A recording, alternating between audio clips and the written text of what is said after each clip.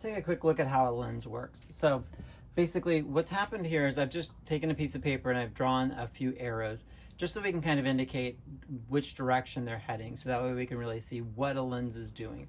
And I'm just using a mason jar. It's round, although it's kind of got squared off edges, but there's definitely a curved, if we look here, there's a curved surface here and there's a curved surface on the other side. So that's all that's really going to matter, is we have those two curved surfaces, which is going to create our convex lens.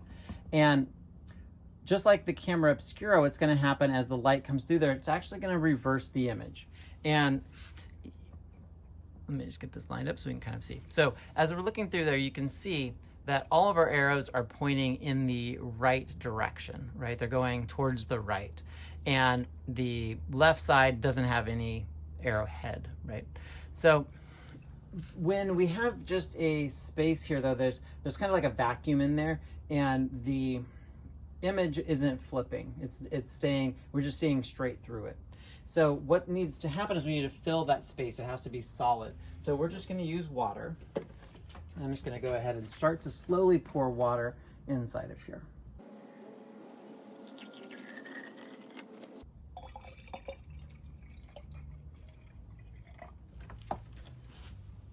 Now you'll notice as the water starts to go through there, our arrowheads have flipped, right? The arrows are now going in the left direction.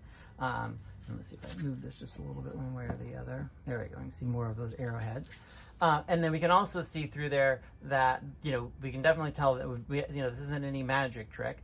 It's just the way that light works. That top arrow is still pointing towards the right, but all of our bottom arrows are now pointing towards the left. And we'll just fill this the rest of the way up.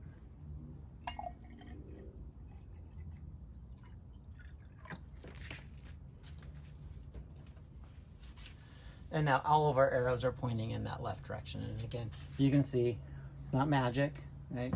Those arrows are still pointing in the right direction.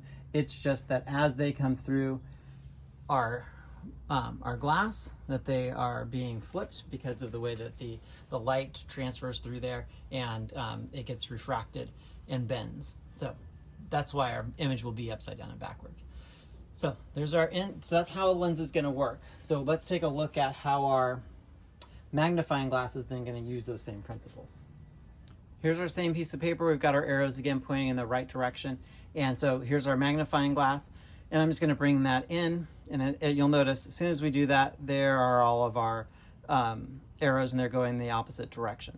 Now, magnifying glasses, when you read, aren't going to flip things. So then why all of a sudden are these arrows flipped? But, if we were to read, that wouldn't really work for us, right? And it's really about proximity. So as you come closer, let's see if I can get here. Now, as I get close, see those arrows are bigger, but they're facing in the same direction. Whereas as I bring it out, all of a sudden at some point it bends and it flips, and now they're going in that other direction. So there we go. So now we need to figure out, well, where is our focal point? How far away does this need to be from the back of our camera? So let's take a look at how that's going to work. So here we have a white piece of paper, and I'm just using that as a surface to project onto. And on the opposite side, on the other side of the camera, what we have is actually, the lights that I've been using inside of here. So what we're going to do is we want to find out at what distance does this lens create a sharp image on this surface. And all I need to do is I'm going to hold my lens and I'm going to put it in between the light source and the paper. And you'll notice as I start to move it closer, all of a sudden I get a sharp picture of those lights, right? They're two fluorescent lights. They should look like two, almost like a V, right? And if I go closer, out of focus. If I go further, out of focus. But at some point, I get a sharp image. So what I'm going to do is look straight down from there, and I'm at about 5.5 inches or so. So about 5.5 inches for this lens. And what that means, if my subject was closer, then I'd have to focus a little bit further out, right? In order, you can see my hand there too, right? So let's see if my hand's kind of silhouetted against it. Let's see if we can see it good. Blurry, even though the lights are coming in focus, my hand's out of focus. And as I come forward, my hand goes blurry.